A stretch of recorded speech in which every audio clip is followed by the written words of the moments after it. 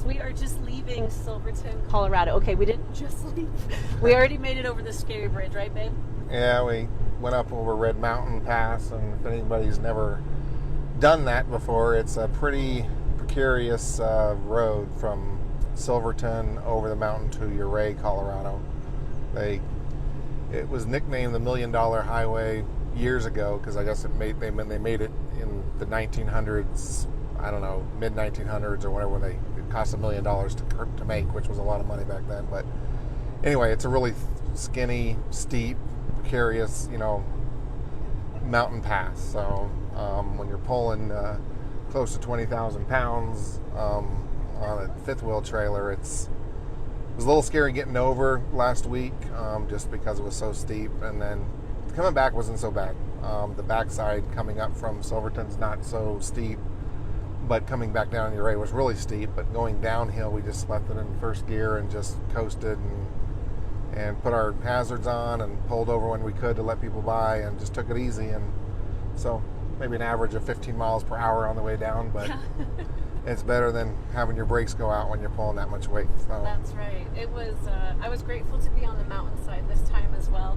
Instead of on our way out there, we were looking over the edge of the cliff. So yeah.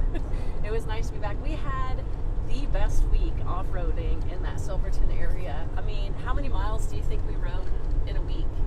Hundreds? Hundreds, probably. I mean, probably 500-600 miles. But there's just so many trails there. There's so much history there with mining, from silver mining and gold mining, and everywhere you look, everywhere you go, there's remnants of old mines and mills and gold mills and stamp mills and stuff that they had, and it was really incredible. I mean, and you go up pretty high. You're up 13,000 feet in some passes and so forth. Yesterday afternoon we got a little rainstorm coming through Silverton, and then when the rainstorm went through and we looked up behind us, up where all the mountains are at, there was actually snow on the top of the mountain. So here it is, middle of July, and it wasn't a lot of snow because within about an hour it was pretty much gone. But as soon as the clouds left in the real high country, the 13,000 feet area, there was dusting of snow. So, and it's interesting to see a snowstorm in the middle of mountains, in the middle of July. But right, we saw plenty of snow. Quite a few banks, very old ones that had been there for a long time, even with like rivers running underneath them, but snowbanks that probably really never melt all the way. Yeah. It was amazing. We saw wildlife galore. I love marmots. If you don't know what a marmot is, look it up. They're the cutest things. They live all in the mountains. We saw moose. We saw some a lot of deer. Obviously lots of birds and things. They have beautiful songs where we were at. And there's videos coming of all of the off-roading we did. We're going to map out some of the trails for you guys. We did one 9-hour ride day, and that was a lot, but it was pretty fantastic. So we'll share all those details with you as well. Yeah, we went over all the way from Silverton over to Lake City. We had to go over 2 different passes. We went over one pass actually went over 3 passes. We went over California Pass down into an area called Poughkeepsie Gulch, and at the top of Poughkeepsie Gulch there's which I'm sure we'll get videos and pictures out, but there's a high mountain lake way at the very top of the mountain in a crater.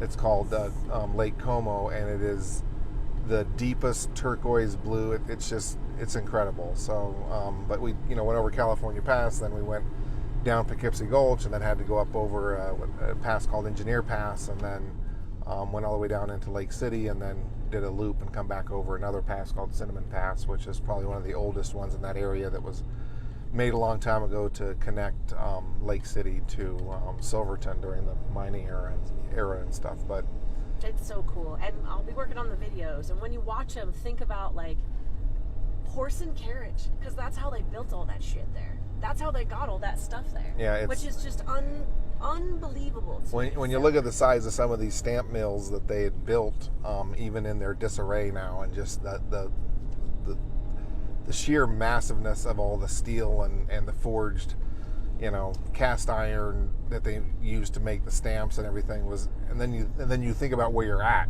which just took you probably 45 minutes in a modern, UTV riding up there to get to there. it's just amazing how they would even be able to get the stuff up there, and it definitely makes sense why they didn't tear it down, because it was just probably too much of a pain in the ass to get it there, let alone take it all down. But yeah, well, we had a glorious week, and I look forward to sharing all the videos and photos with you. It was Russ's birthday week. What do you think of it overall, babe? it was good.